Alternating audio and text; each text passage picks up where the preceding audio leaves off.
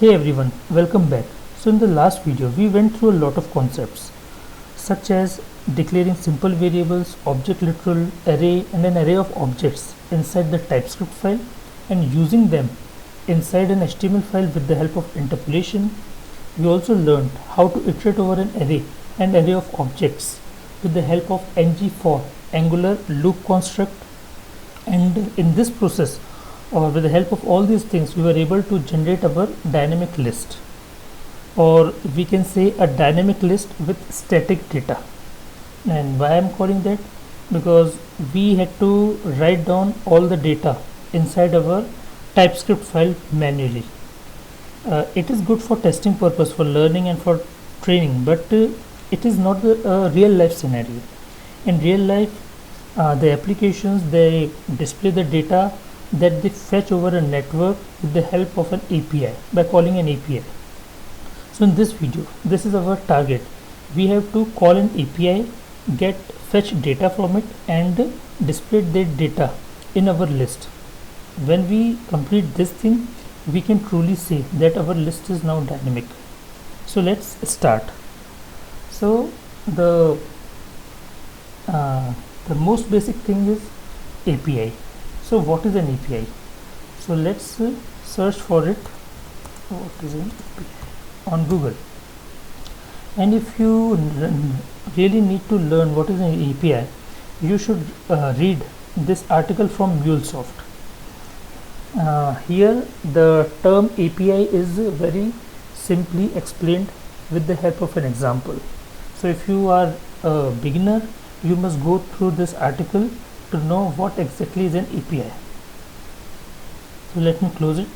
I will put this link into the description. You can click there, reach here and learn it as is. So an API is, in my simple terms, I will say that whenever an application needs some data, it goes to a URL and requests the data, and that server or website or whatever it is, it serves us by providing the data to us. So this is an API. We ask for some data and that link provides us with the data. So the very basic thing that we need while calling an API is a URL. So I will recommend a URL, or actually the URL that I use for my testing purpose is a URL that is specifically designed for training purpose. So let's set up that API on our local machine. Well, you can also find the API online, that is a different thing, but I would prefer an API on my local system. So just type Best Buy API Playground.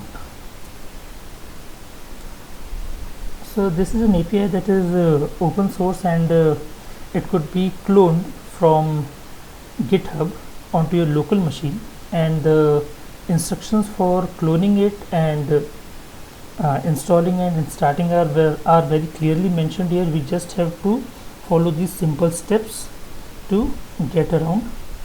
So let's go to my folders here and go to Ionic, and let me open my terminal. I am learning how to work through terminal, so the majority of tasks I try to do with the terminal. So let's go inside Ionic. Let me make a folder that will hold this API.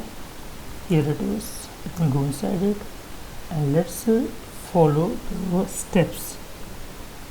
So we have to clone this.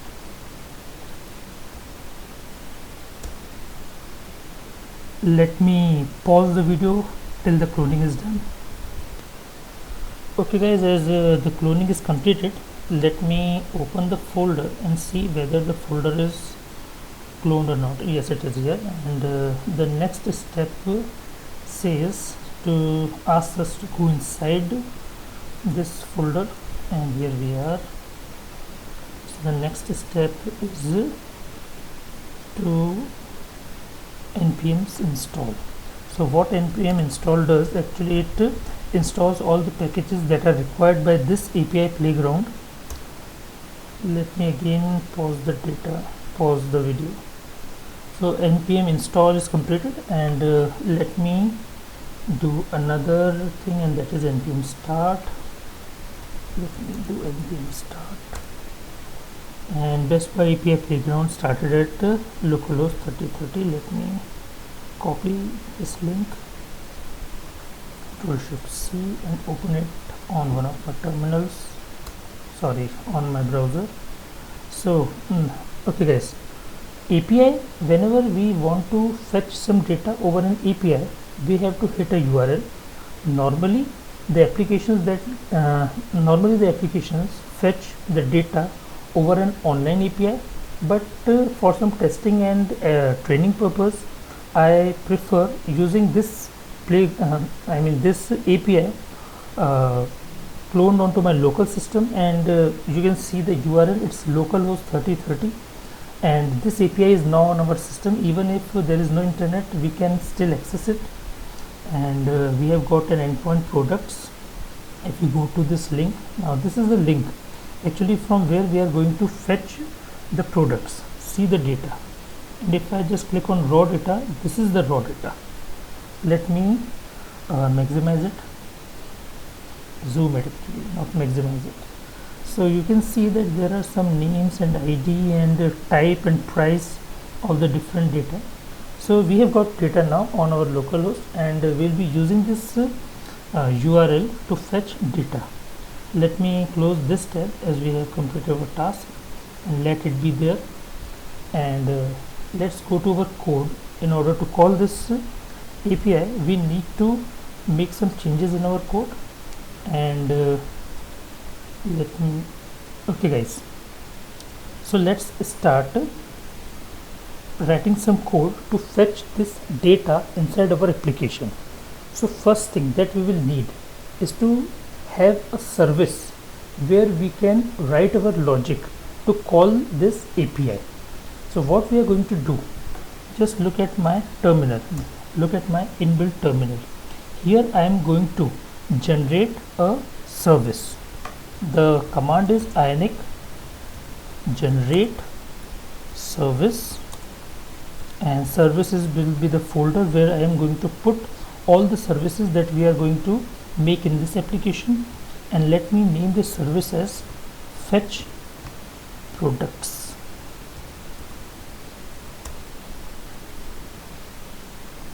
Okay, now as you can see that inside our application folder we have the home folder and the services folder.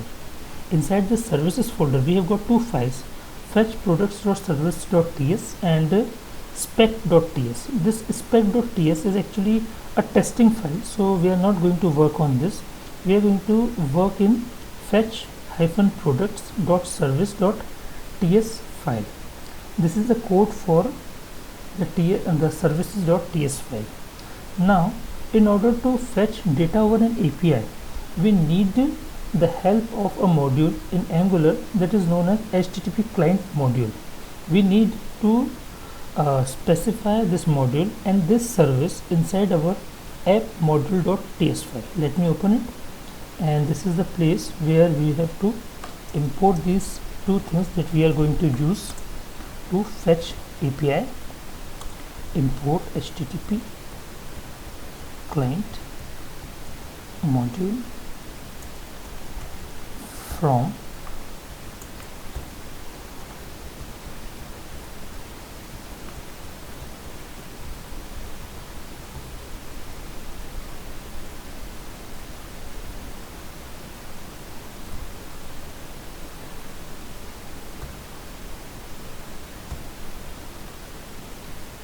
did I make some mistake?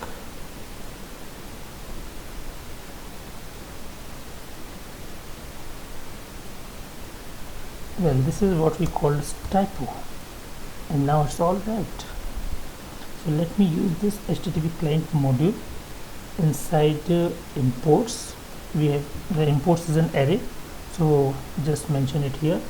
And we also have to import the service that we just made and that is now what we have to include. Actually, just go to the service.ts file and the name of this class, just copy it and write down here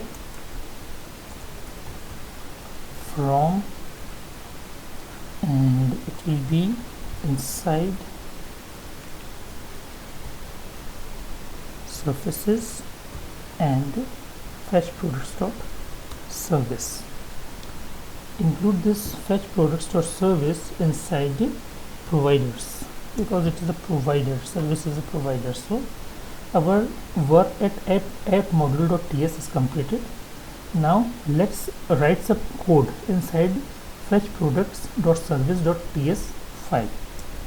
Now this is the place where we have to write the code to fetch the data from the API. So what we have to do, we have to give the name of the URL where the data resides, and that will be, let me copy it from the browser. So this will be the URL, and we need another variable or variable of a class that will fetch this data over API, and the protocol will be HTTP. So private HTTP, as you can see, HTTP client is a class, and it is imported here as we wrote it down there. So this is actually the variable that is going to use a method, get method, that will fetch the data over this particular URL. So let me make a method and let me give it a meaningful name, get products, and this is the method. And what it will return, guys, this is a TypeScript file, and we need to give the type of the data that will be returned. Whenever we are getting data with the help of HTTP client's reference using the get method, the get method will return an observable, and observable, it is contained in RxJS module. So, and what will be its type? At present we will give it an any type. Let me write the code. Return this .http. Every reference inside a class is referred using the this keyword.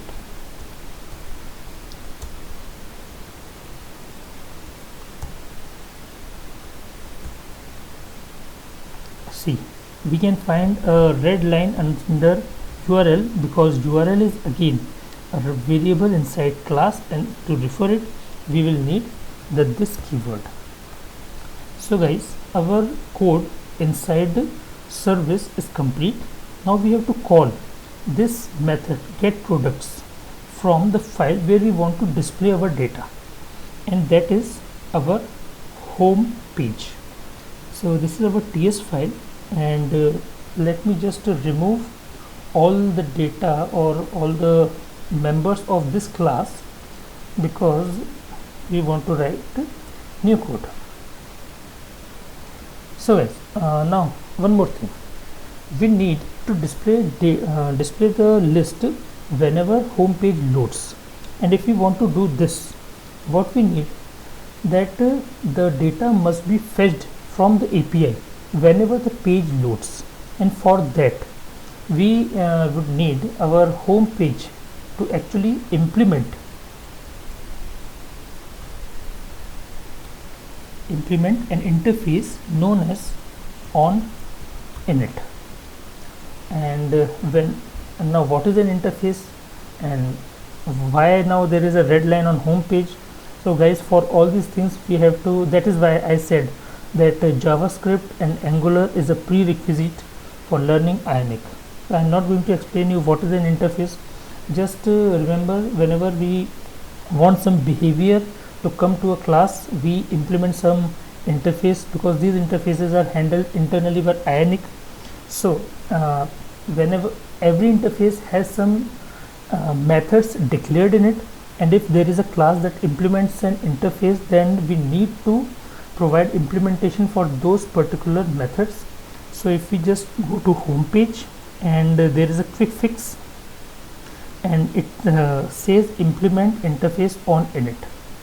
So you can see, then here is a method ng on init that is visible, and we have to actually implement it.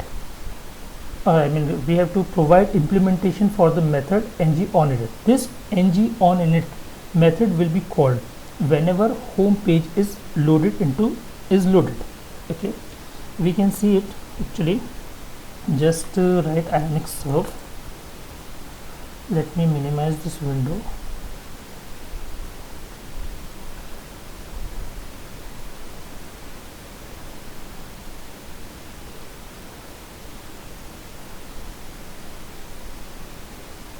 And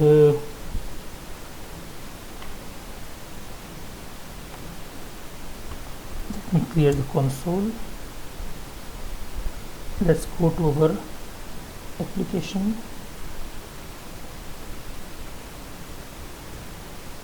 and let me write down. Okay, Shift N, and inspect the element. Go to console. Let me delete all the data, and let's do ionic serve. And as I do ionic serve, the page will be loaded again, and it will not be loaded here because a new tab will be opened. So let's see what happens. So I just forgot to put the console log here. Let me put a console log and write inside ng on init. Let me save it. Let's go to inspect element and inside console, and you can see inside ng on init. We didn't call this ng on init. Who called it? Ionic called it. As soon as we compiled the code, the page did a reload, and inside the home page the whole page loaded, and ng on init was called instantly without calling it explicitly. Without calling it explicitly, it got called implicitly. So we are going to call our API from this place, so that the data will be fetched over the API as soon as the home page loads. So let me write the code here.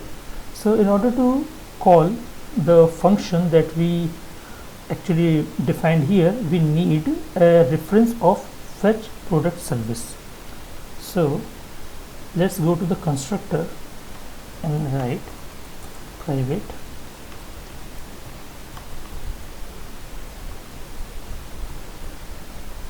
and the type of this will be fetch product service. We have to import it, quick fix, and import it, and it will be imported. And now let me just we will use this reference to actually call the method, that is get. And I think I found something.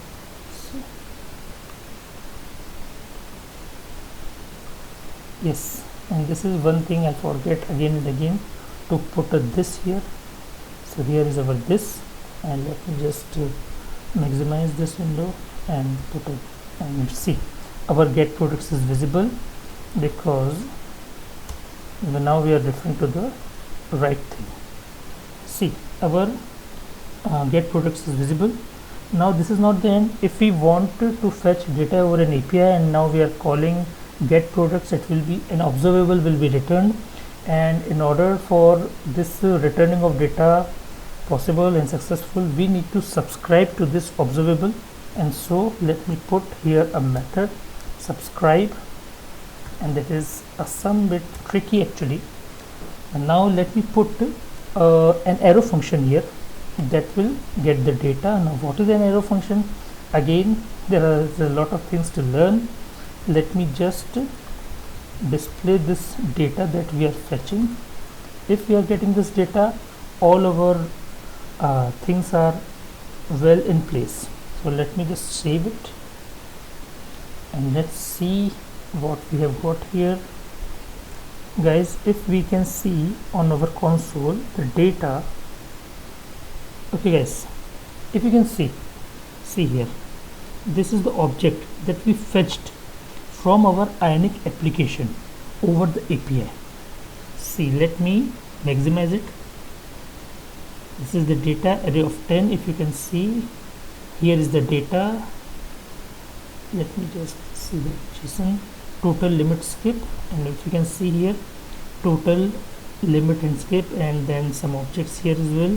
So guys, we are getting the data over the network. In the next video, we'll see how to display this data onto our home page.html. So guys, thanks for watching this video and stay tuned for the next. Thanks.